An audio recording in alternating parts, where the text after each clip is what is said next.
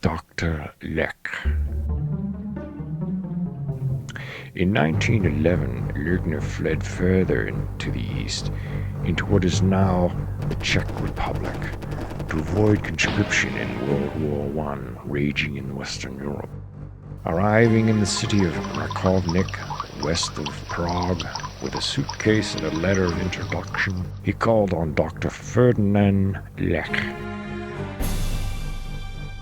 Lugner worked for Dr. Lech for the next 6.5 years. An old colleague of Dr. Hertz's, Dr. Lech was a quiet, pensive man with essentially good intentions, however mad he may have been. Lugner must have liked Rakovnik because he returned there late in life and spent the rest of his days there. Dr. Lech set out to solve some of the nagging problems of civilization. Of particular concern to Lech was the enormous amount of waste and detritus generated by our civilization. He set out to do something about it. In the natural world, every scrap of waste is food for another organism. Lech realized that we would be buried alive in our own waste before evolution would catch up to our waste generation. He deduced that for this unnatural problem, an unnatural solution was in order.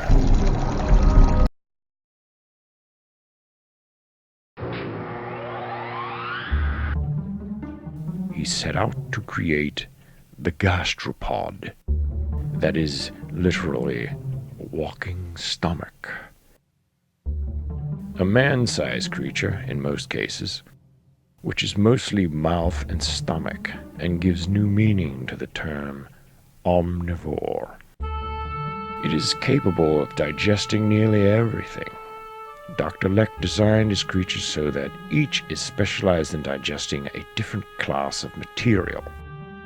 He envisioned a world where garbage trucks and landfills were replaced with harmless gastropods grazing like so many cows on the litter and refuse of civilization, leaving in the wake neat little lumps of refined material as a resource to be collected and recycled. Unfortunately, it didn't work out that way. Instead of leaving behind a waste product that was a valuable resource, the gastropod's stool was an exceedingly foul-smelling and toxic substance, which was difficult and expensive to clean up. In addition, the gastropods proved impossible to housebreak. The stationary consumer. This prototype was designed to be permanently connected directly to a household sewer system. This device, unlike the other gastropods, had no first name. It had the same capabilities as Edwin, except the ability to speak. The stationary approach addressed the problem of these disposals wandering around eating things they weren't supposed to.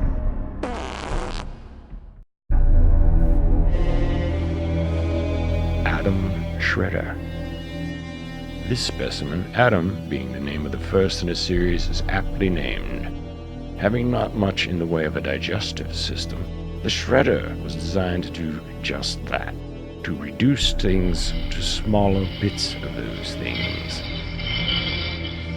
Its diamond-coated titanium teeth were capable of chewing just about anything, and its Teflon and Kevlar-lined gastrointestinal system assured it passing through. However, this system required a vast quantity of material to be consumed because so little nourishment could be extracted by such a short digestive system. It had to eat 20 hours a day just to stay alive. It could and would eat anything and everything it could fit in its mouth. Bob Grinder. Bob, the second in this series, named in alphabetical order, was not a successful experiment. This was a grinder with an attitude, a bad attitude. insatiable, and downright mean.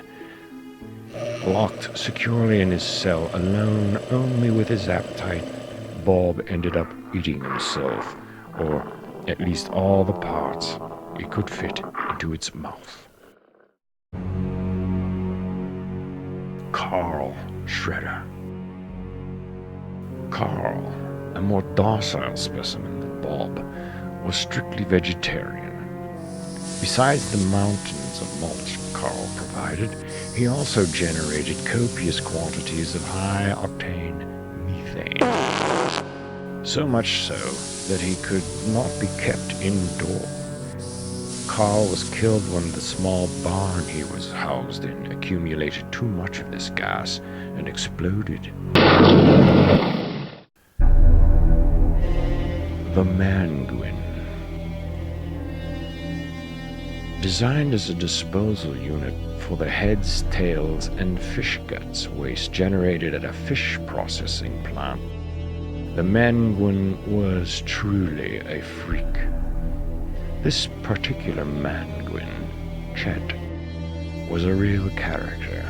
These creatures could talk, and this one was a real wisecracking joker. A real stand-up, waddling comic.